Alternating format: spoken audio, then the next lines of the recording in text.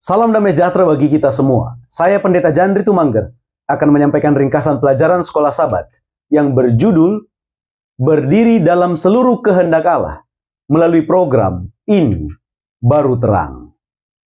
Sebagai pendahuluan, pelajaran minggu ini menekankan bahwa keberhasilan Injil tidak dilakukan sendirian, akan tetapi dengan saling mendukung, sebagaimana yang terjadi dengan Rasul Paulus, lalu kemudian Tikhikus, Epapras, dan juga Lukas.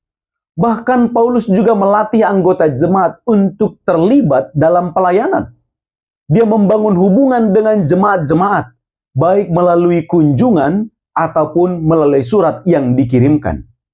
Di sisi lain, pelajaran kita juga menekankan bahwa pelayanan tidak selalu dapat terhindar dari persoalan atau konflik.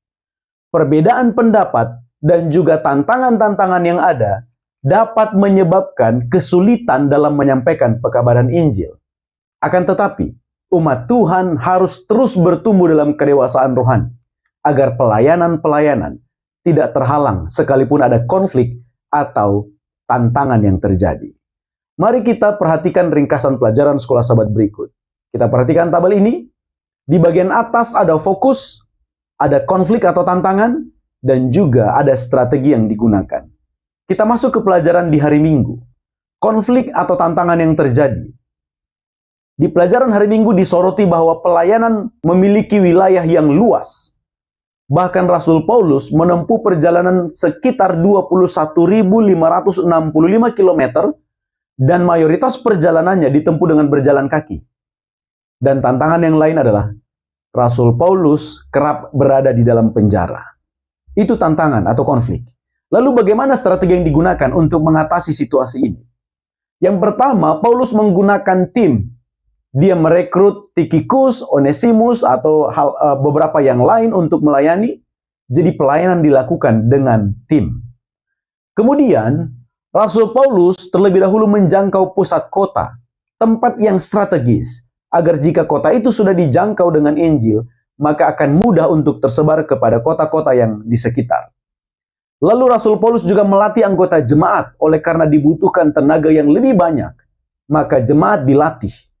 Lalu kemudian, Rasul Paulus menjaga hubungan dengan seluruh jemaat, melalui surat atau melalui kunjungan bila mana memang itu dapat dilakukan.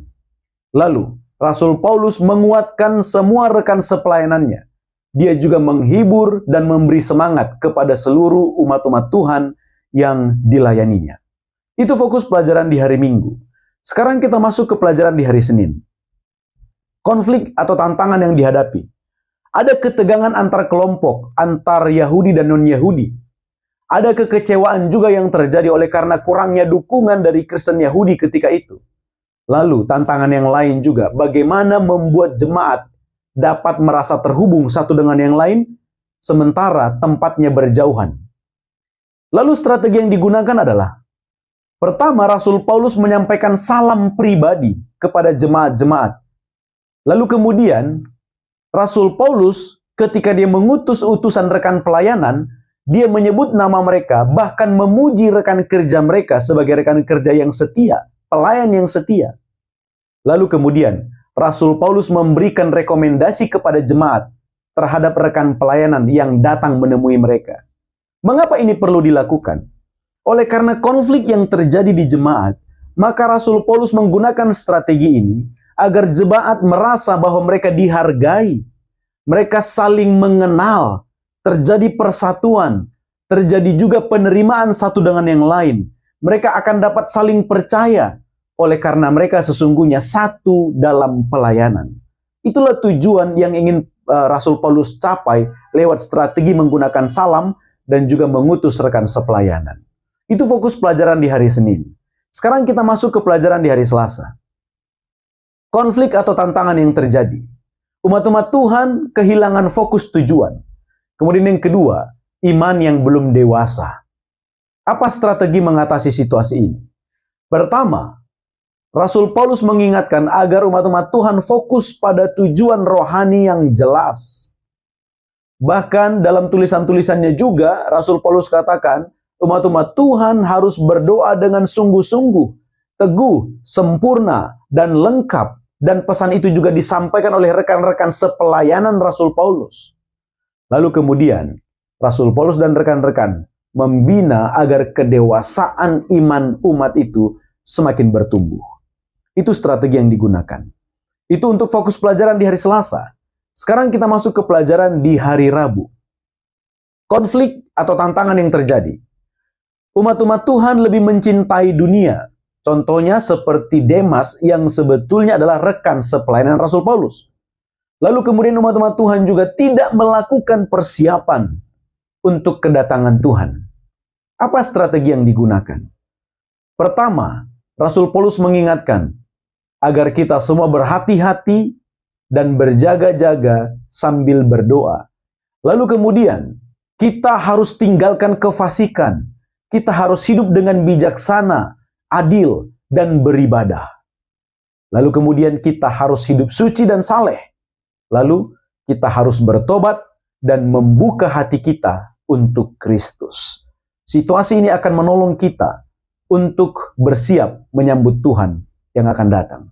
Serta mempersiapkan kita untuk fokus pada tujuan kita dalam dunia ini. Itu pelajaran di hari Rabu. Sekarang kita masuk ke pelajaran di hari Kamis. Konflik dan tantangan. Ada pola dosa yang berulang. Ada dosa yang diulang-ulang terus-menerus. Kemudian, ada kecenderungan untuk lebih mengikuti dunia ini. Dan kemudian ada pertentangan besar yang terjadi. Seperti yang kita sudah pelajari juga pada pelajaran-pelajaran yang sebelumnya. Apa strategi yang disampaikan Rasul Paulus mengatasi situasi ini? Pertama, kita harus kembali kepada Tuhan, menerima pengampunan dan juga penyucian.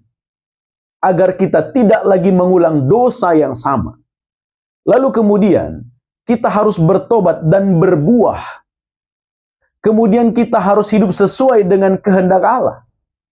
Dan kita harus membiarkan kuasa Tuhan yang akan mengakhiri pertentangan besar yang terjadi. Kuasa Tuhan yang akan menyatukan sorga dan bumi ini. Yaitu lewat kematiannya di Kalvari, kemudian lewat penghakiman yang dilakukan, dan juga kemudian lewat kedatangan Tuhan yang akan membawa kita ke tempat yang Tuhan sudah sediakan. Inilah ringkasan pelajaran sekolah sahabat kita sepanjang minggu ini. Semoga menolong kita memahami kemana arah pelajaran ini, sehingga kita memperoleh berkat. Dan saya tetap menghimbau, mengingatkan, agar kita tetap belajar secara pribadi, dari hari ke hari, membuka Alkitab sebagai sumber utama, dan pelajaran sekolah sahabat, agar berkat-berkat rohani menjadi bagian kita semua. Sebagai kesimpulan, inti dari seluruh kehidupan rohani bukanlah seberapa aktif kita dalam pelayanan. Akan tetapi, siapa yang sesungguhnya menguasai hati kita. Tidak ada posisi netral. Kita akan berada di bawah kendali Kristus atau di bawah kendali kuasa si jahat.